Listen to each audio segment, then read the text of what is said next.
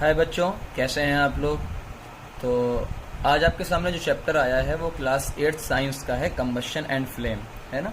Easy chapter है, but मैंने इसको और भी इजी बनाने के लिए अपने तरीके से कुछ चीज़ें पढ़ाई हैं। अभी देखो, बहुत मज़ा आएगा, है ना। किस तरीके से हम पढ़ने जा रहे हैं, तो बिना टाइम वेस्ट किए आप इसको अच्छे से पढ़ो, नोट्स बनाओ और फिर उसके बाद कमेंट करो, शेयर करो। चलो शुरू करते हैं। सबसे पहली चीज़ तो ये है कि आपको जानना पड़ेगा what is the combustion. Combustion होता क्या है, मैं आपको हल्की सी चीज़ बता देता हूँ। Combustion is a chemical process. Chemical process क्यों बोला गया है उसके बारे में भी आपको बताऊंगा। केमिकल प्रोसेस क्यों बोला गया है, देखो दो प्रोसेस होते हैं। एक फिजिकल होते हैं, आप लकड़ी को तोड़ दो, पानी को गर्म कर दो, है ना, कोई चीज़ तोड़ दो, मोड़ दो, ये सारी चीज़ें जो होती हैं वो फिजिकल होती हैं, जो आप करते हो। केमिकल प्रोसेस का मतलब ये होता है कि आपका जो सब्सटेंस है, जो भी चीज़ आपने लिया है, उसको मोर एक्यूरेट जलाने को केमिकल बोलते हैं, या और भी चीज़ सड़ जाए, गल जाए, एक नई चीज़ बन जाए। जब भी किसी नई चीज़ बनती है, पुरानी चीज़ से कोई नई चीज़ बनती है, उस केमिकल प्रोसेस होती है, ठीक है ना। कैसे, देखो आपके पास ये फ्यूल था, अभी फ्यूल के बारे में पूरा डिस्कशन होगा। फ्यूल था, आपने ऑक्सीजन लिया, यानी ऑक्सीजन तो है ये एयर के अंदर, एयर के प्रेजेंस में आपने इसको जलाया, जलाने पर आग बनी। तो ये जो आपका फ्यूल था, लकड़ी थी, जो भी चीज़ है, इसके अंदर आग लगी, और आग फिर बाद में क्या कन्वर्ट हो गई, इसमें राख के अंदर कन्वर्ट हो जाती है ना, कार्बन पाउडर जो बन जाता है। तो combustion is a chemical process in which substance react rapidly with oxygen. Oxygen के साथ रिएक्ट करता है, गिव आउट हीट, और हीट देता है ना। ये इंपॉर्टेंट चीज देखो, यानी क्या क्या चाहिए हमें इंग्रेडिएंट, यानी कंबशन के लिए क्या क्या चाहिए। पहला सिंपल सी बात है, पहला क्या चाहिए, फ्यूल चाहिए। दूसरा क्या चाहिए, ऑक्सीजन चाहिए। तीसरा क्या चाहिए, हल्की सी हीट चाहिए, क्योंकि बिना हीट के तो आप जला नहीं सकते। तो हल्की सी हीट आपको चाहिए शुरुआत करने के लिए, तब ये माना जाता है कंबशन होता है। अच्छा, तीन चीज है, वन बाय वन हम पूरा डिस्कशन करेंगे ये तीनों चीजों के ऊपर। सबसे पहला डिस्कशन हम लोग करते हैं बेटा, आइए फ्यूल के ऊपर। कंबशन आपको समझ में आ गया होगा कि फ्यूल के ऊपर डिस्कशन करते हैं। फ्यूल कि ये फ्यूल होता क्या है, ये फ्यूल होता क्या है। तो कोई भी मटेरियल, मैं सिंपल अगर आपसे बात करूं, कोई भी मटेरियल जो आप बर्निंग के बाद, यानी जिसको जलाने के बाद आप हीट प्रोड्यूस कर सकते हैं। तो देख लो आप, क्लासिफिकेशन है फ्यूल का। सॉलिड भी होते हैं जिसमें कोल, फायरवुड, चारकोल, कोक, ये सारी चीज़ें हैं। लिक्विड में पेट्रोल, डीजल, केरोसिन।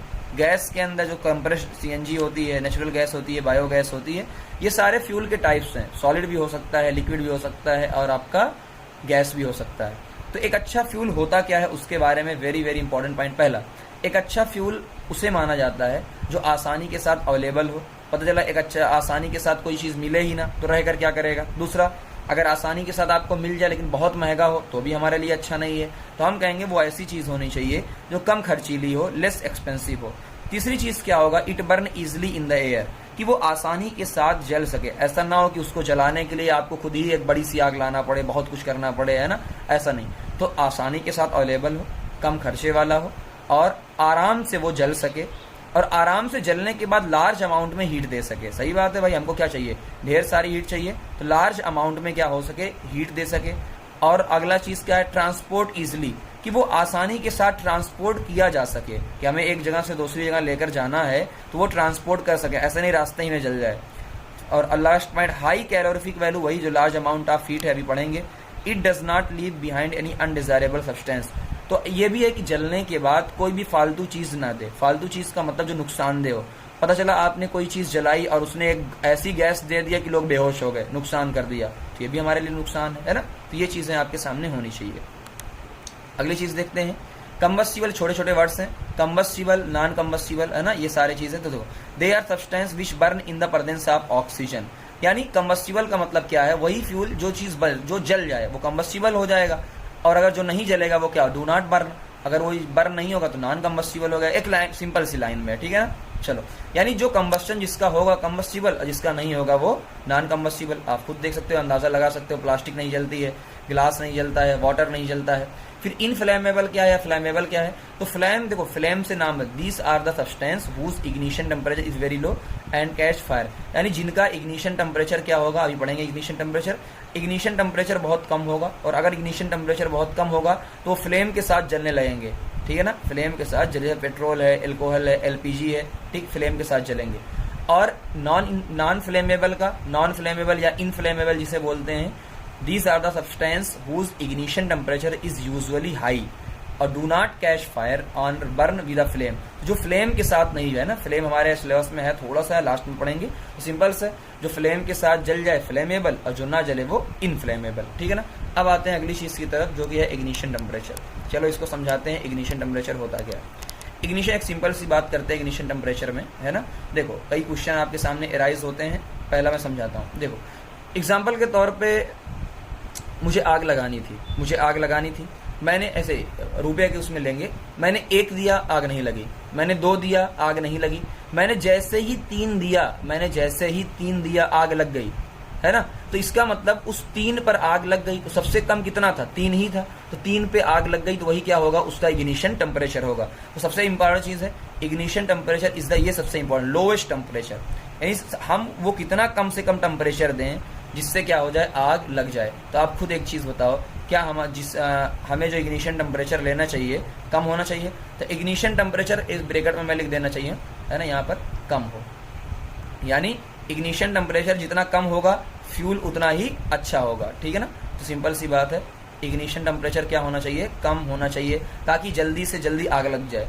अब पता लो किसी का इग्निशन टेम्परेचर 100 डिग्री सेल्सियस है, तो आपको 100 डिग्री तक उसको हीट देनी पड़ेगी, तो नुकसान हो जाएगा हमारा, इतना लंबा हीट देंगे ना। चलो तो समझ में आ गया होगा। इसीलिए देखो कहीं क्या होता है, माचिस जल्दी जल जाती है क्योंकि उसका इग्निशन टेम्परेचर बहुत कम होता है। पेट्रोल डीजल बहुत जल्दी जल जाता है क्योंकि उसका इग्निशन टेम्परेचर बहुत कम होता है, जबकि लकड़ी का बहुत ज्यादा होता है, कोल का ज्यादा होता है, इसलिए उसको ज्यादा टेम्परेचर, ज्यादा आग देनी पड़ती है हमें जलाने के लिए। यहाँ तक क्लियर। आगे आते हैं कैलोरीफिक वैल्यू के ऊपर। बेटा देखो, अब आपने कोई चीज जला दिया है, अब आपने कोई चीज जलाया है, तो उस जलाने से आपको कितनी एनर्जी मिली, तो इसको भी बहुत सिंपल लैंग्वेज में अगर मैं लिखना चाहूँ तो मैं कहूँगा ये देखो 1 kg पकड़ो, तो सिंपल एक कैलोरीफिक वैल्यू क्या होती है, पहली चीज 1 किलोग्राम से, सिंपल सी बात है कि 1 किलोग्राम से जो हीट निकलेगी,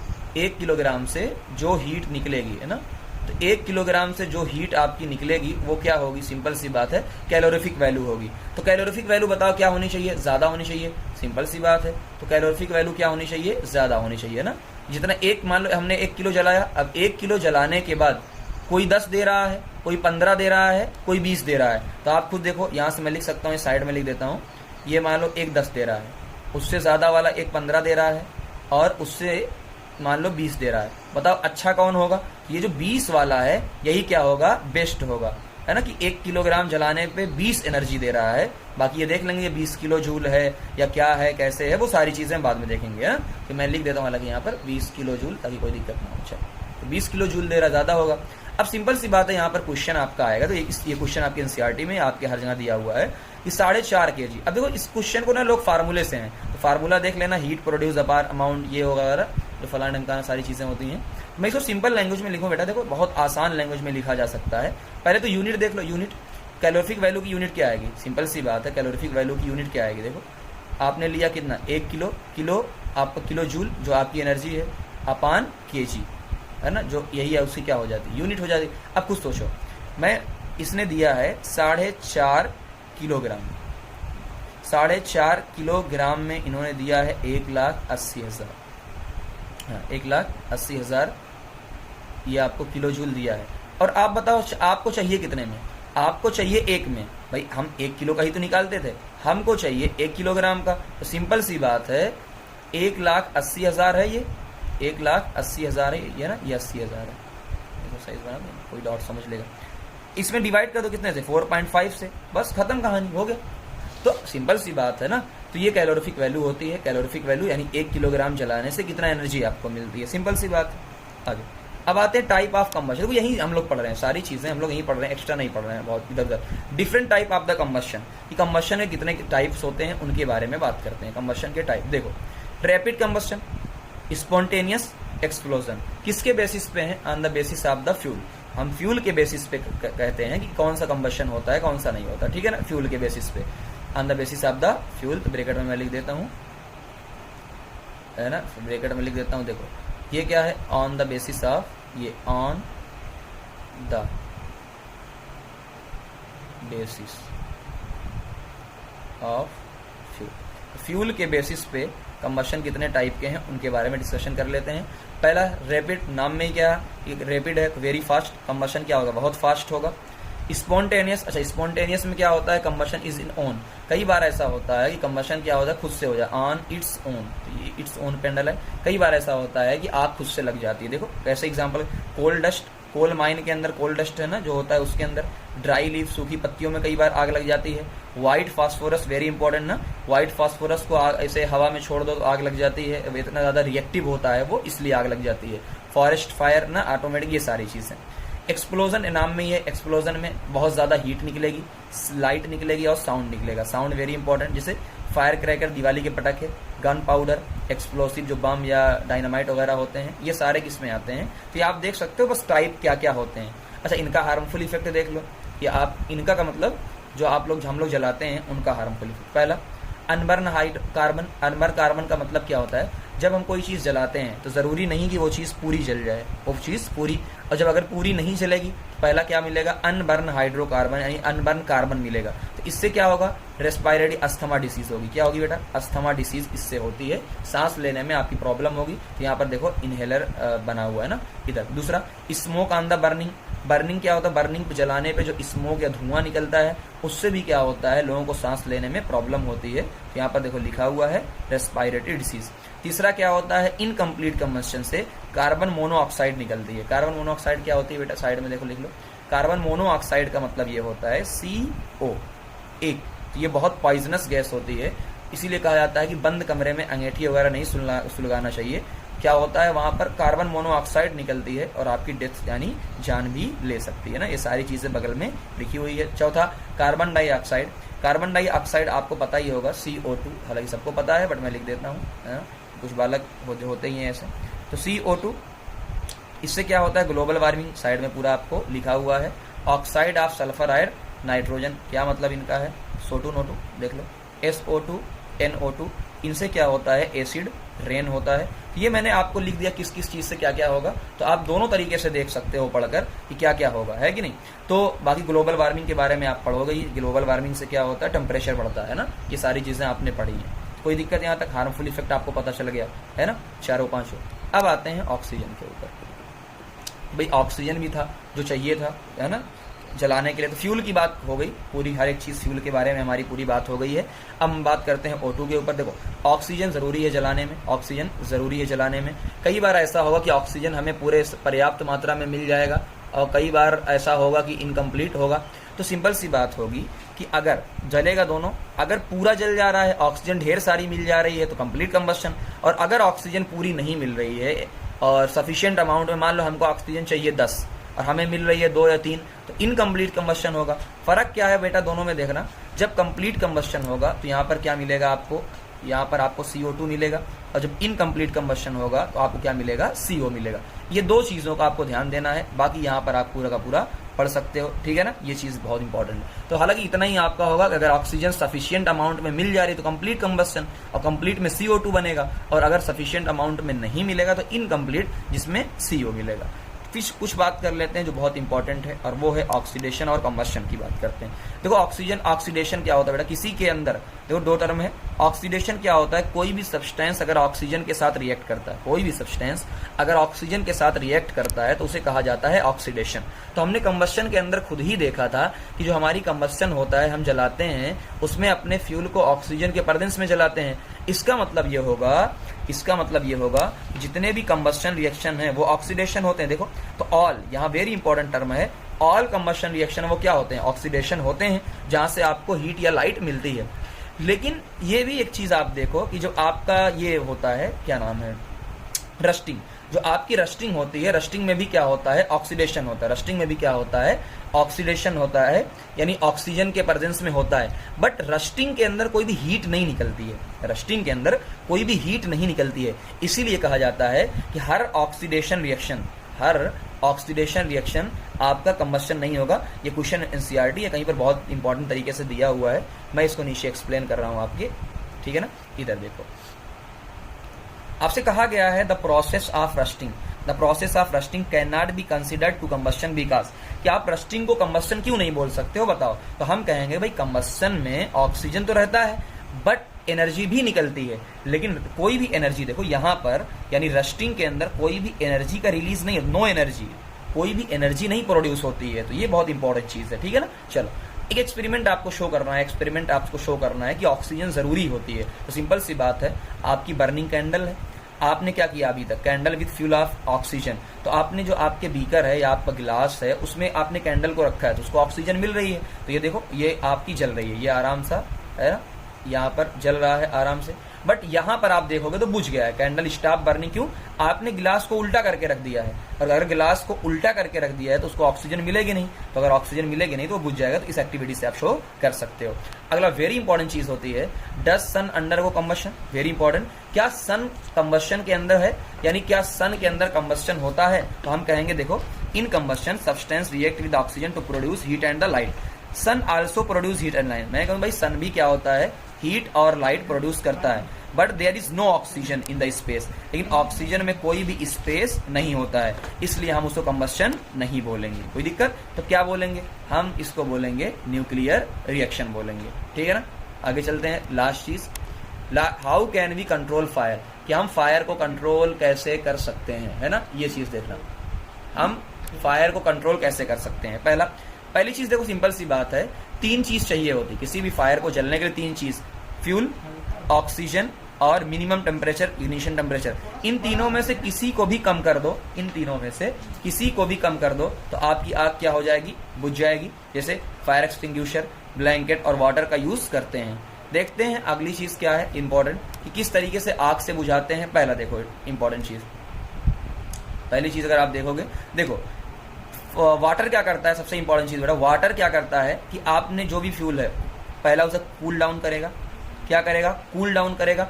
अगर उसको कूल डाउन कर देगा तो जो सब्सटेंस है, मान लो पहले वो 10 पे जल जाता था, अब उसका टेम्परेचर पहुंच गया है 8, क्या वो जल पाएगा? तो जो इग्निशन टेम्परेचर होता है उससे कम पे कर देता है, उससे कम पे कर देता है। कैसे कर देता है देखो ध्यान से, हम ये कह रहे थे कि हमारी आग, देखो मैंने कहा यार जो मेरी आग है, देखो ये 10 है, ये है 10 पे जलना स्टार्ट हुआ, 10 पे मानी फायर।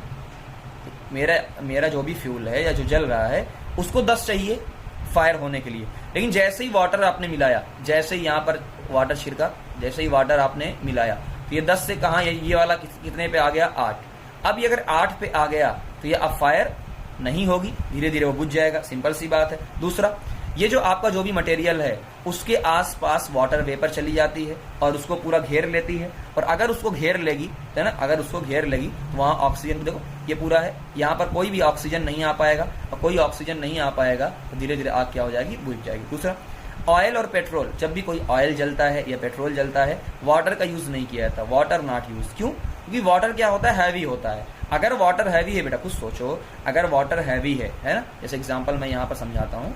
देखो मैं ये कह रहा हूं कि ये मेरा फ्यूल जल रहा है ना, ये देखो ये मेरा फ्यूल, ये पूरा ये जल रहा है, जो पेट्रोल डीजल है ये सारी चीजें ये जल रही हैं, ये जल रही है।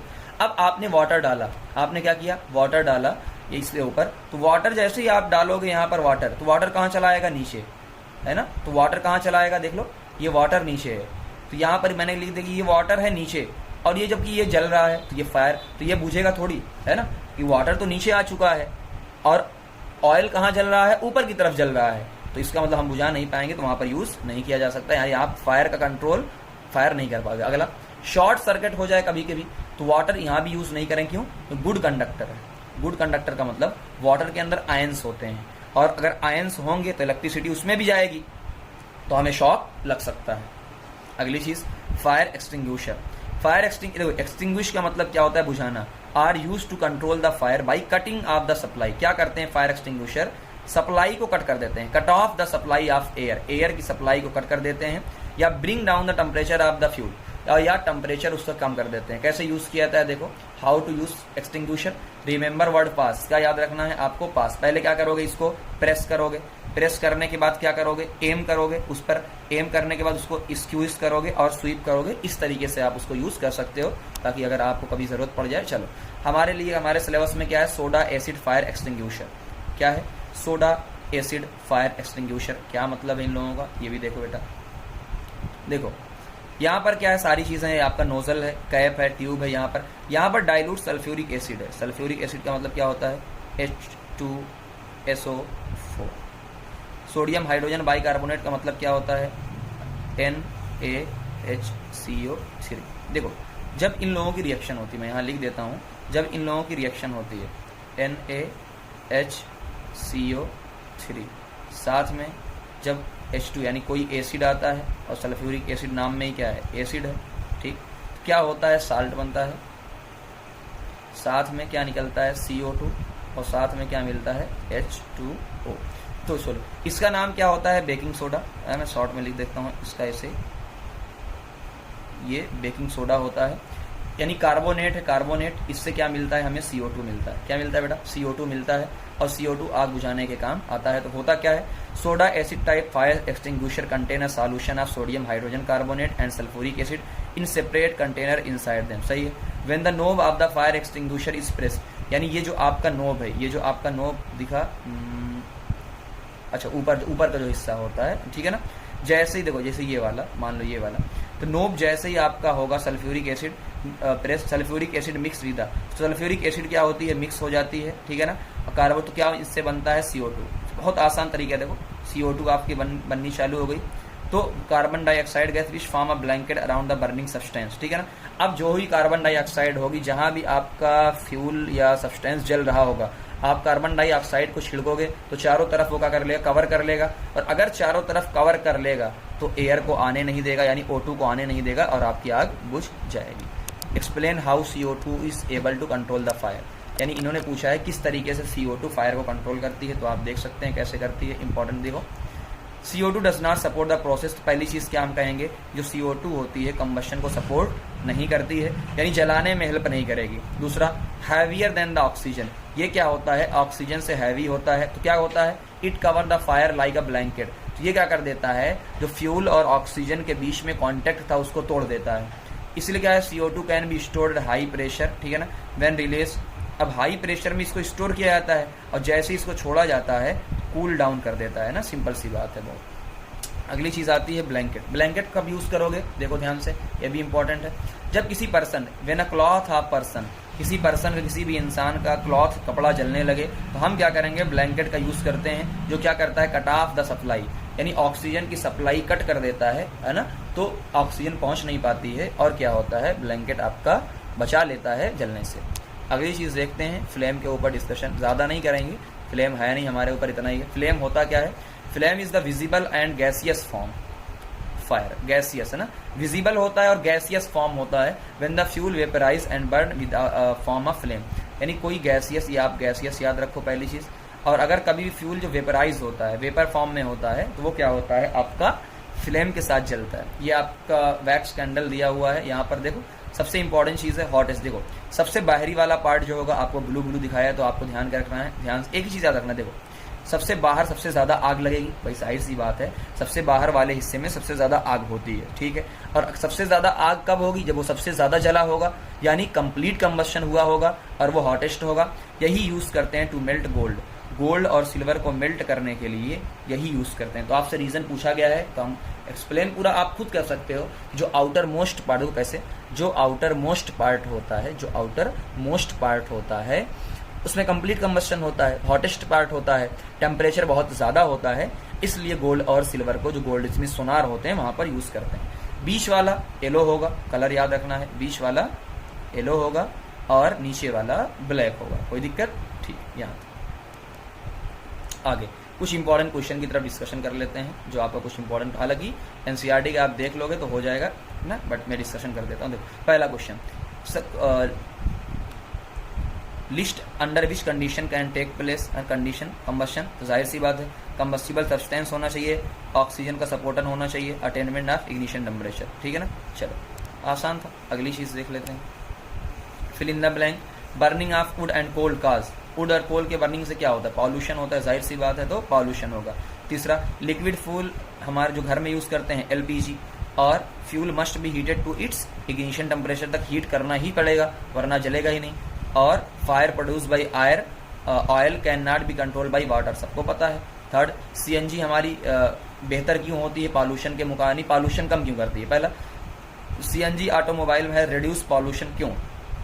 It get out less carbon dioxide, पहला कम कार्बन डाइऑक्साइड देता है, कम सल्फर डाइऑक्साइड देता है, कम नाइट्रोजन डाइऑक्साइड देता है। दूसरा, it leave behind no residue, कोई भी रेसिड्यू छोड़ता नहीं है ना जलने के बाद। आगे आपसे कहा गया है water is not use to control the fire, कि वाटर को हम लोग यूज क्यों नहीं करते हैं फायर को कंट्रोल करने के लिए? सिंपल सी बात हमने कहा है ना, एक एक चीज। पहला, since water is a good conductor, तो हमने पहले ही कहा कि भाई वाटर एक गुड कंडक्टर होता है, आपका ये रीजन जाएगा। दूसरा, LPG is a better fuel, क्यों? उसके बारे में चर्चा करते हैं।